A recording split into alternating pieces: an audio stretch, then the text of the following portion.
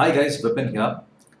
Today I'll be telling you about something which is always been confused by a lot of people.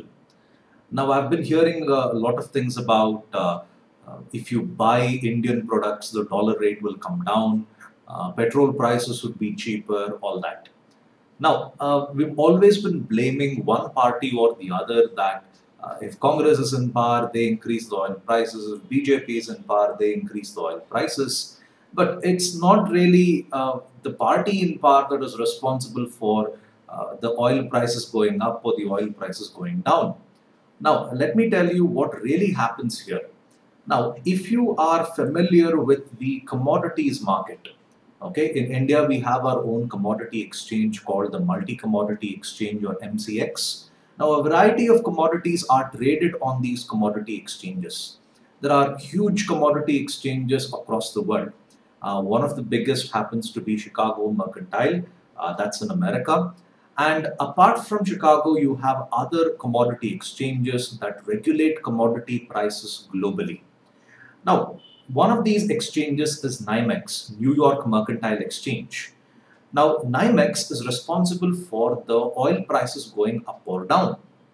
Now, this is the exchange that controls the oil prices globally. It's not BJP, it's not Congress, it's this particular exchange that controls oil prices globally. Now, NYMEX, as you can see the headline that NYMEX crude has actually seen a decline in the oil prices. Now, oil prices have crossed well over $120, $130 a barrel. 1 barrel of oil is equal to about 42 gallons of crude oil, not petrol or diesel, crude oil. 1 gallon of crude oil is about 4.4 liters of oil in terms of the metric system. Okay. Now, what these guys effectively do is they trade in the oil barrels. That is, they buy and sell crude oil barrels between other traders. Now, this is where the prices actually go up or prices actually go down. The trading is purely done on speculation. Now, remember, in India, you have Bombay Stock Exchange and National Stock Exchange. The share prices that are going up and down in these exchanges, even that happens thanks to speculation. Now, speculation is something like a bit of gambling, but not exactly gambling. Let me pull this up. Yeah. What happens in speculation is it's one of the leading causes of price hike anywhere. Now, what happens here? When you come across a bit of data on whatever it is, you use that data in your favor or against your favor. Think of it like this. Now, you have come across increase in oil prices. I know the slide says there is a decrease in oil prices, but let's assume that there is an increase in oil prices. Now, why is there an increase in oil prices? The trader in NYMEX comes across information which he feels is going to lead to oil prices hike in the future. Think of it like this. Currently, you have the ISIS threat in Iraq. Now, if the ISIS threat were to move to other oil countries, like say Saudi Arabia, Iran and other places, they could take control of the oil fields. And when they take control of the oil fields, there could be a global shortage of oil. Remember, Saudi Arabia is one of the largest supplier of crude oil in the world.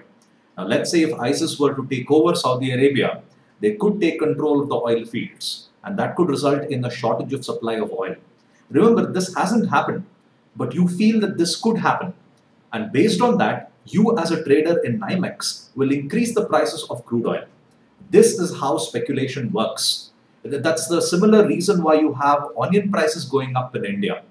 The holders of these onions feel that there is a shortage of onions due to a deficit in monsoon. They could start doing this in the month of January, February itself. Even though the monsoon is several months away, they will create a panic thinking that there will be a shortage in the future, so let's start increasing the prices right away. Remember, speculation is all about gambling.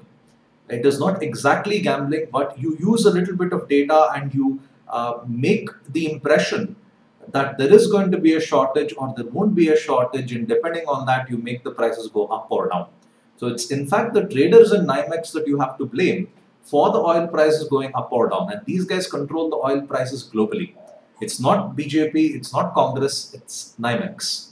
So this is how, in fact, oil prices are going up or down. I hope you found the video helpful. And please don't believe stuff that randomly comes up on the internet. Always research and look for the right sources. So this is in fact how oil prices are regulated globally. And I hope you found the video interesting. Do subscribe to my videos. Go to my website, vipinmks.com. I've given the links in the description box below. Thank you for your time. Have a nice day.